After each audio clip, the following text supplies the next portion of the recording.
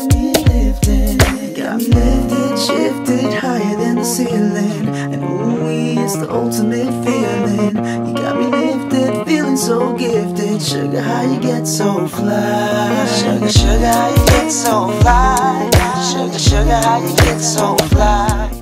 So we have discussed in talking about the vitamin water lawsuit a lot of the industry and the business side of it, but the other side of it is the group that is suing. Mm-hmm. So their name is the Center for Science and Public Interest. Do you know any bit about their background or what their services provide? A little bit. Okay. I know that they were formed in the 1970s. Okay. And that as far as I understand, their overall purpose is to inform the public of scientific and nutritional research that would benefit them, and to advocate government agencies that do the same, that follow that kind of model. What do you think their push for suing is based on? Do you think that it's, in researching, there was a discrepancy between, are they really working for the public, are they working for, to kind of grow their own name? Well, I don't think that there's a yes or no answer for that. I mean, at the end of the day, just like the food industry, CSPI is an organization that needs funding. They need people to know about them in order to function. So I don't think that that's entirely out of play. I don't think it would be reasonable to think that that would be entirely out of play. Mm-hmm. But I also don't think that compromises their ability to work for the public. And they also have a 40-year, history behind them. It's not like they all of a sudden surfaced when Coca-Cola screwed up, So they have 40 years of they've been doing this, and they've been active on some other issues. So I don't think that it's like, I don't think there's a clear-cut answer to that, in short. I mean, they are an organization. They must function as such. Does that mean they can't work for the public? I don't think so. I mean, if you look at the government, government agencies do the same exact thing. They are supposed to work for the public. It's a government run for the people, by the people. And yet they are, most of the time, organizations that have to find funding. They have to have public support to survive. Because they're working for the public, they must have the support of the public. Absolutely. So if you need to get it, now do I think that has fueled, their lawsuit against Coca-Cola? Not necessarily. I think that's kind of like an added benefit. Okay. In switching gears between the person that's suing, or the group that's suing, let's go to the side of Coca-Cola. Sure. They specifically said, and I quote, "No consumer could reasonably be misled into thinking vitamin water was a healthy beverage." Do they have any justification in saying that, in your opinion?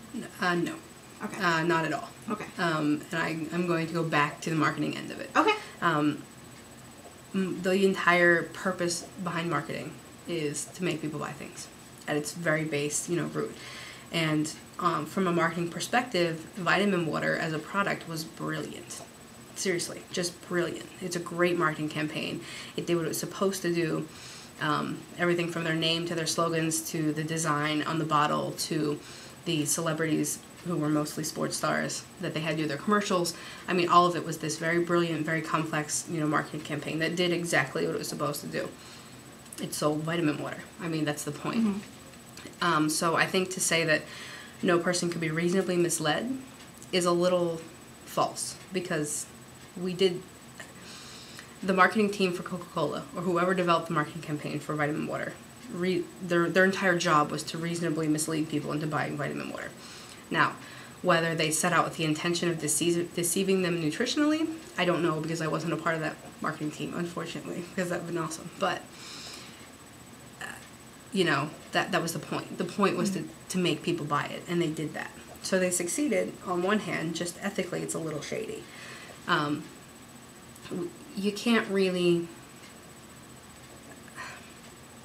downplay the power of marketing. We know marketing and design, as far as research goes, we know that people make somewhere around 85% of their decisions based on visual input. Wow. So that's why when you go to the grocery store and you walk down the aisles, you see something like Tide. Tide has spent billions of dollars branding themselves with their logo, with their colors, and when you walk down the grocery aisle, if you're in the detergent aisle and you see that orange and blue bottle with the orange and blue logo, you know it's Tide. Like, there's no question. You don't ask yourself.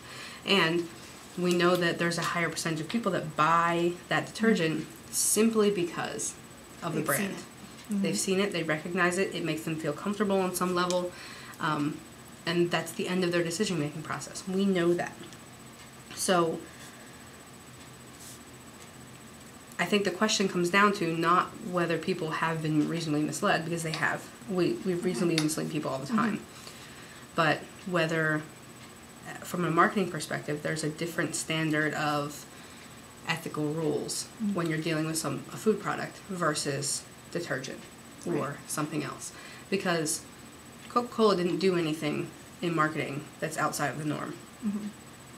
They played to people's visual input and the high stakes of belief that people put into marketing without even realizing it. So should they have a different standard of guidelines because it's food? Maybe. I don't know. But so the question is, I think, whether we're responsible for how powerful marketing can be and is. Right. Or not. Now, could we talk a little bit more specifically, because you have a background in marketing, about the actual advertisements? Sure. Have you seen specific ones? I know that you had mentioned that they do use specifically a lot of athletes. They do. They push a lot of athletes. I've seen 50 Cent, and they pick very big celebrities to push this big, high-profile celebrities, most of which are associated on some level of the general public's conscience with physical health. They used Kobe Bryant for a long time. He's a fairly well-known athlete. I mean, he's a very well-known athlete, and very respected in many senses. He's accomplished.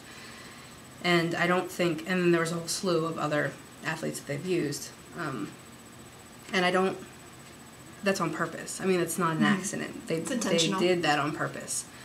And again, their marketing campaign was brilliant. Of course they did it on purpose. Because they marketed this beverage like it was something good for you, like it was something that you could ingest and that would increase your physical prowess, so to speak. And again, statistically they succeeded. I mean, vitamin water in the last year has come to rival beverages like Gatorade, from a marketing perspective. Vitamin water was selling just as much, if not more, than Gatorade, and it became their biggest competition. So you can't say that their advertising didn't go a certain direction when their competition became something that is already a well-known sports drink or athletic drink or whatever you want to call it. And then I think that just their general visual input, if you look at the styling of the commercials and the styling of their bottles, they give off this very organic feel almost. Okay. Like if you were to take a bottle of vitamin water into, say, Whole Foods, I would think that you would find, in fact I know you would find, that the visual styling of the bottle and of their graphics fits very well into what's become the organic food market. Everything from, now I'm going to say this as a designer, but most people probably wouldn't even think twice about it, but everything from the fonts that they use to the wording on the bottles. I mean, it was this very, if you read the bottles, it was this very, conversational kind of like kitschy dialect where they're like, and basically they said, this is all you need, like, blah, those kind of things. And to make those kind of statements is walking a fine line for Coca-Cola. But I think that, all of their advertising, I mean, if you look at vitamin water as a product, everything that was associated with it, everything from the commercials to, like I said, the styling and design, to the colors that they used, to the charity events that they supported were all health related, if you noticed, and everything that was associated with them was health related, except for that 1 inch by 1 inch square on the back that actually told you what was in it. And I actually did a little bit of research on the content of vitamin water, and it basically is water and sugar, food coloring, and about a penny's worth of water soluble vitamins. Wow.